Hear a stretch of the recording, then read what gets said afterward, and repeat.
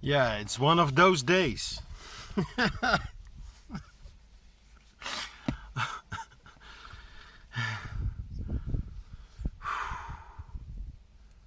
I don't even have words for it. Like emotionally charged, when nothing goes right.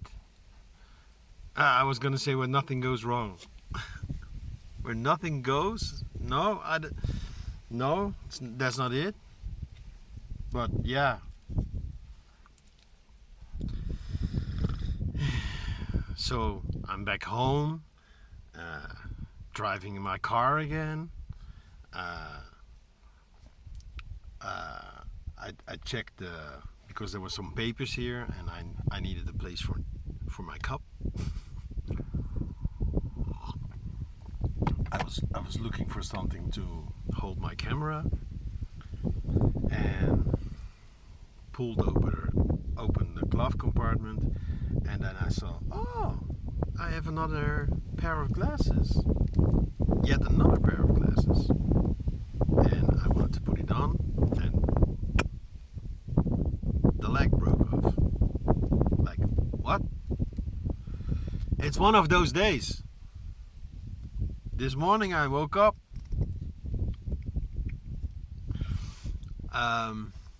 So I have this Nespresso machine. You know, it makes an espresso from a cup. You can buy 30 of them for 10 euros.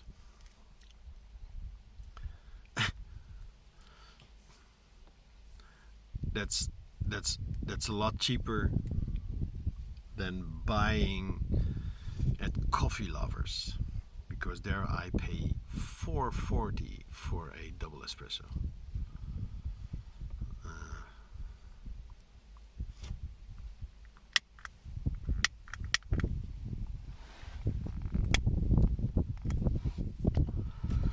And it's not about the money, it's just about the principle, as always. So this morning I made an espresso. Then I'll cook some milk. I'll boil some water, and then I put it in this thing, you know, thermo bottle. I don't know what you call it. Thermos. And then I went outside. There was still some coffee left from yesterday. So I was sitting outside on a bench at the river. And I just couldn't wake up. No. And then I got home because as soon as the bottle was like empty, I went home again. Normally I can sit there for like an hour easily. And then I got home and I saw the full espresso still standing on my machine. Ah, that's why it was tasting so milky. That's why I couldn't wake up. So I made another coffee.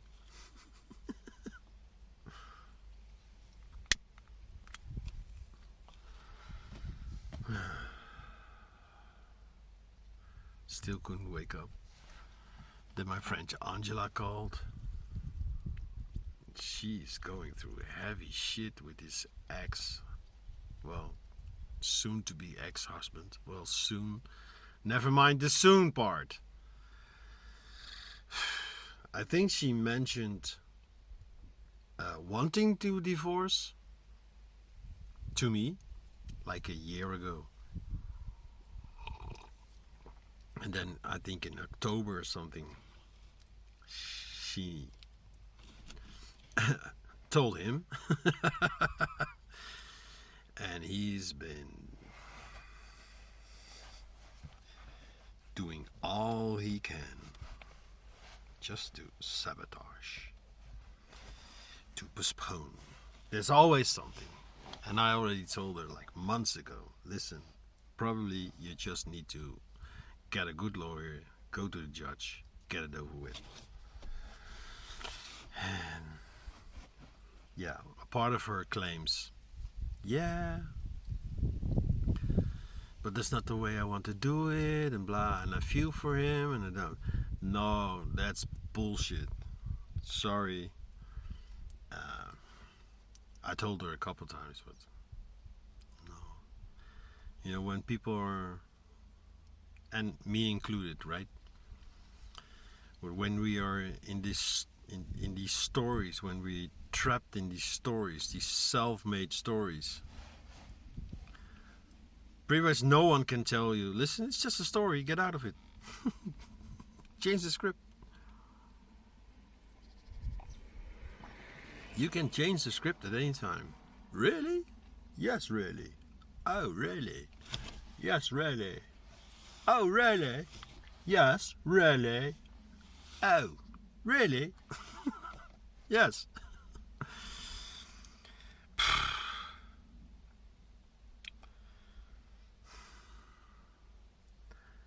And it's bloody hot here in the Netherlands, and especially here in the south, you know, at the border of Germany and Belgium, near Luxembourg.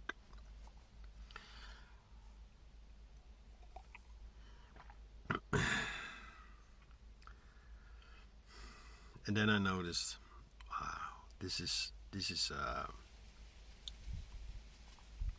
I think it's called a backlash.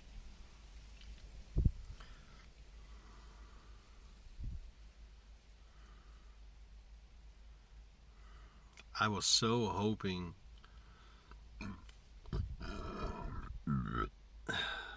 that me and my ex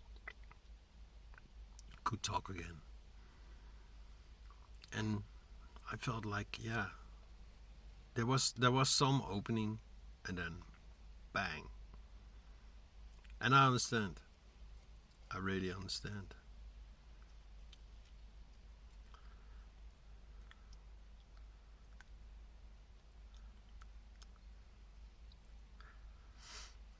We so try to avoid pain, because that's what it is, in my opinion, avoiding pain.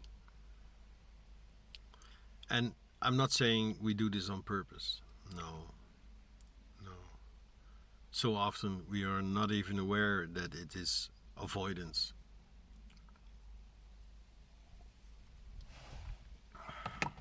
And yeah, you can throw any therapeutic argument, let's call it that. I was gonna say bullshit, but argument towards me. Yeah, it's trauma, or it's this, or it's that. Yes, that might be a great story to hang on to. And I'm not saying it's not true. No, because this is the difference between.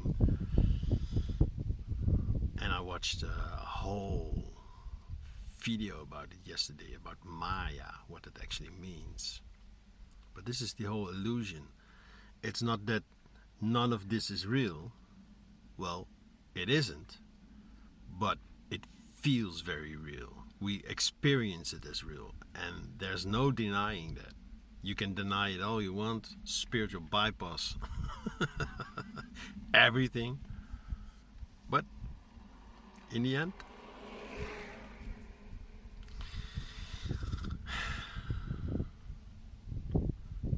we chose to be here.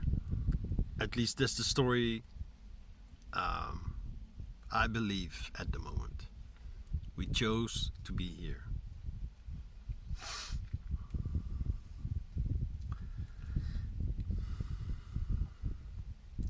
So maybe I was also attempting to avoid the pain of her closing the door once again.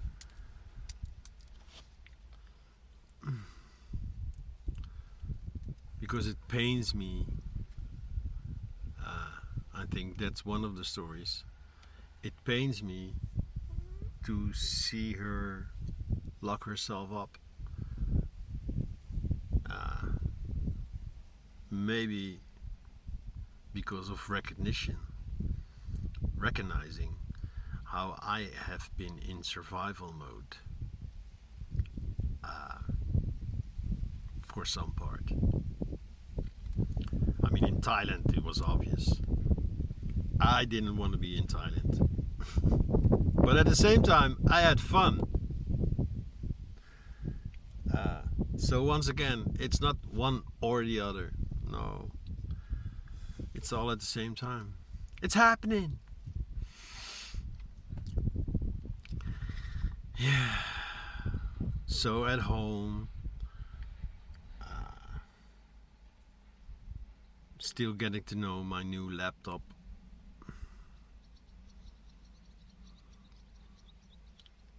I was watching YouTube videos.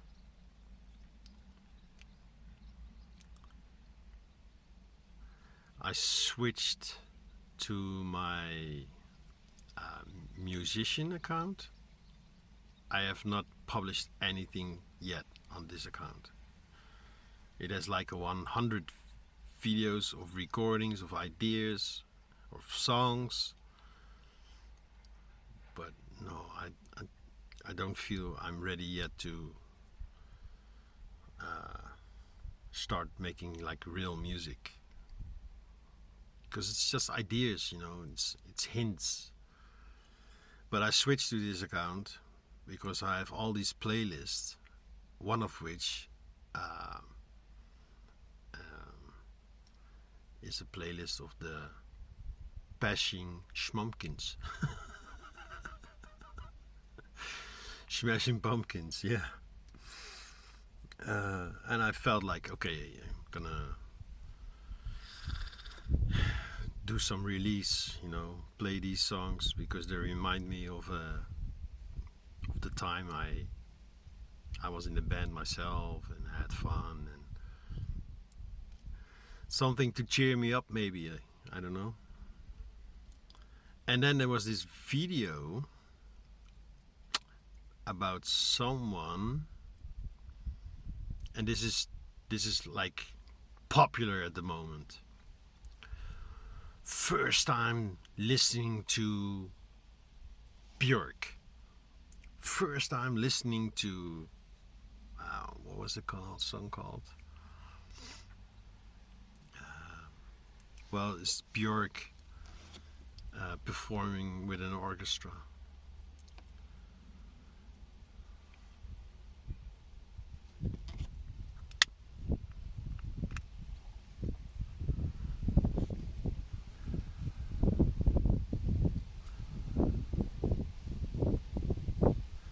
And the lady,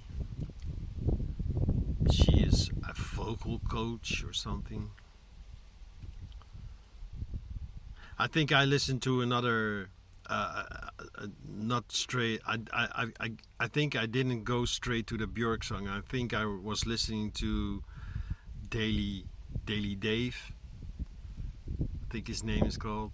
He's an American who was also always ends his sentence with y'all. Y'all.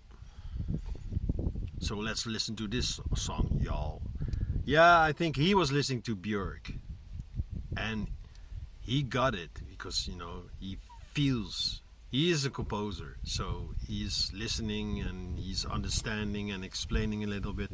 But yeah, he could really feel the music like, yeah, this Björk person is something else. But then the lady, she was like totally not getting what Björk was doing on stage, because if you understand Björk a little, maybe I will link the documentary, because I also found I didn't watch it all of it because I got annoyed by something. But I will link the documentary. She explains, as a child, I sort of was forced into music, which was fine because she was totally into music. She was already singing when she was like 3 years old, and she had classical training and all these things. And then at some point in the documentary, somewhere in the beginning, she explains, "Yeah, I was asked to meet the headmaster, and I was trying to explain to him, listen, forcing people to do things a certain way, you're basically destroying the child." She didn't say it in these words. It's my the way I express it. So fast forward in the performance, there's Björk, with the orchestra. There's Björk on her bare feet. She often performed without shoes, nothing, in this princess-like dress, dressed up like a little girl. And I could really feel that this is a child in a grown body. This is someone who preserved her childlike qualities. And she doesn't care what anybody thinks of the way she does things. And I know how fucking tough that is. Because they try to mold you, they try to make you into them. They try to make you them. Because your parents think that's what we should do.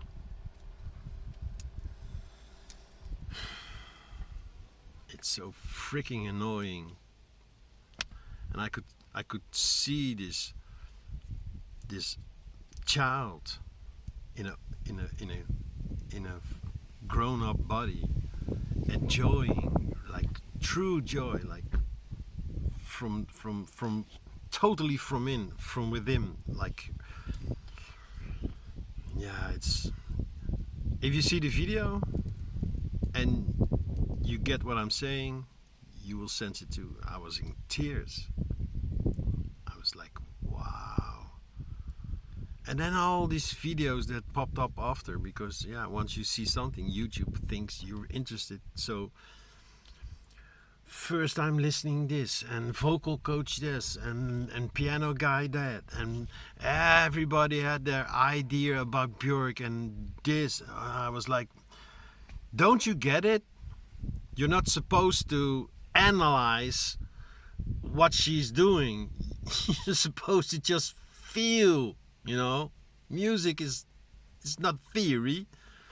And I know, I've been there as a teacher. Wow.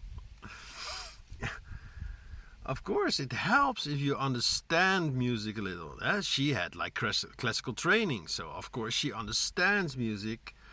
But mainly because what many people don't understand about music is not that you use your logic to know what something sounds like. It's the reverse. You use logic to understand what you are actually hearing. If you hear a major chord or a minor chord, so many people say, major is uplifting and minor is, depressing. Well, there's so many beautiful, very happy songs in minor. With the band, we even recorded a all minor song, and it's called Happy Song. I'm so happy. All minor. And then, I also have this major 7 song. It's 2 major 7 chords, and it sounds so sad. So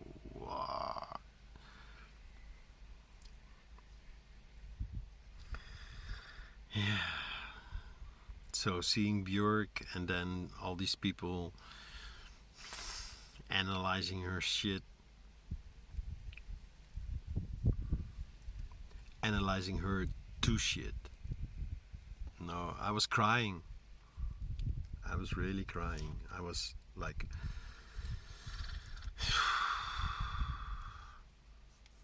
Don't you get it? No, they don't get it. They try to get it, but they don't get it. There was even a lady, I think it was like the third or fourth. Yeah, sometimes I wonder, am I like a sadomasochist? You know, why you keep watching? Well, I was curious. And yeah, it's good material for a video. So I think the third or the fourth lady, she was talking about a certain technique. And yeah, I think Björk was late 90s, and nowadays in the 2000s that method has become very popular. It has something to do with how you pronounce vowels. I don't know. I didn't understand the terminology, but like she was surprised and she said, yeah, probably she was like the first one using this. Well, if you understand Björk, because she's from Iceland, and Björk even says something about this in one of the interviews.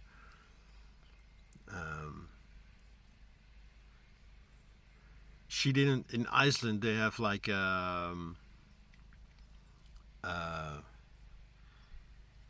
this identity crisis. Like Icelandic people, that's what she said. They look up to everybody else because they're only this small island country, and they look at the rest of the world. Yeah, look at them.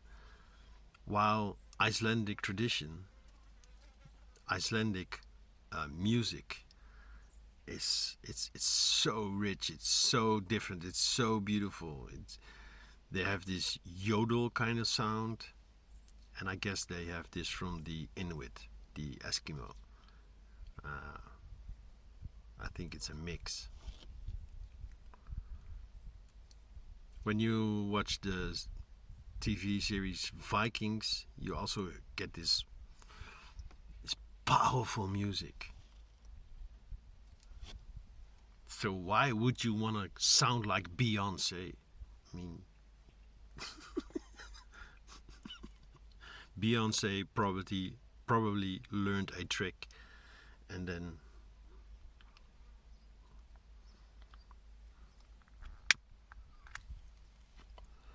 copycats. But like I said, it's one of those days where I get annoyed easily, and yeah, it makes sense that it's probably pain, grief. I really miss her. I definitely do. My best freaking friend.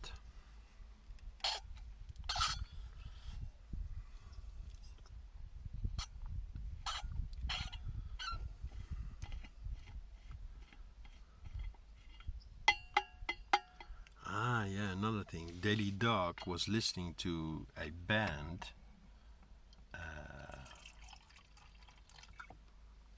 What's the name?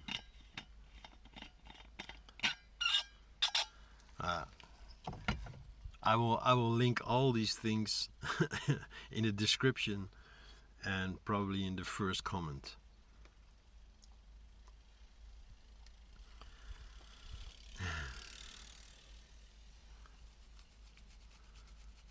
Well, he was listening to a band he really likes, and there used to be 6, and 2 band members left for some reason, and they continued with only 4, and yeah, doing a great job. But the title of the song had the word fever dream, and he explained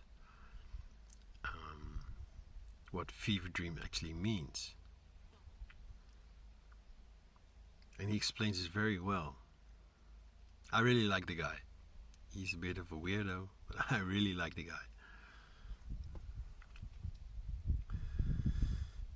One could say big ego, but I don't mind.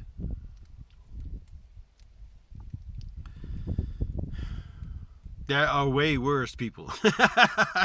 There was this guy with he was supposed to talk about a song. All he did was play the song and talked about copyright shit during the song. And then instead of going into the song, what I was actually expecting, he talked for another 10 minutes about something else, about himself. Me this, me that. But okay, so Daily Dog, song Fever Dream. And I remember my Fever Dream series. It are short episodes I made from 2 long forms I recorded while I was dealing with a fever, heavy fever, and I had fever dreams.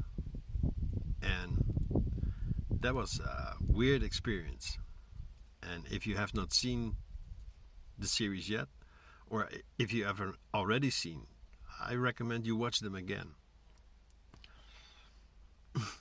That was like a weird experience. Not that I never had fever dreams before, because as a kid I used to get really sick. I never get sick, but when I get sick, I usually go for it. Your body temperature rising so much, so high, that normally people will say you need to go to the hospital. Well, okay, no, I don't. I trust my body. But now with this different kind of consciousness I have, way more aware of everything, I was totally aware that I was in a fever dream. 36, 35. Yeah. 36, 35, she said. 36, 35. I don't know why.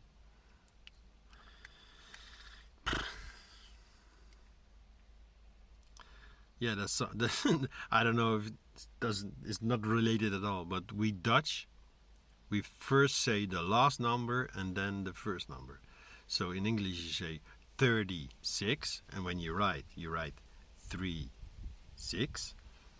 But in Dutch we say 6:30. 6 and 30. It's really annoying when someone is giving you a phone number and you try to write it down. In English you would say 85, 55, 63. And in Dutch you have to first write the second number and then the first number. 3 and 80. What? 3 8? No, 83. Oh. Yeah, we Dutch are weird people.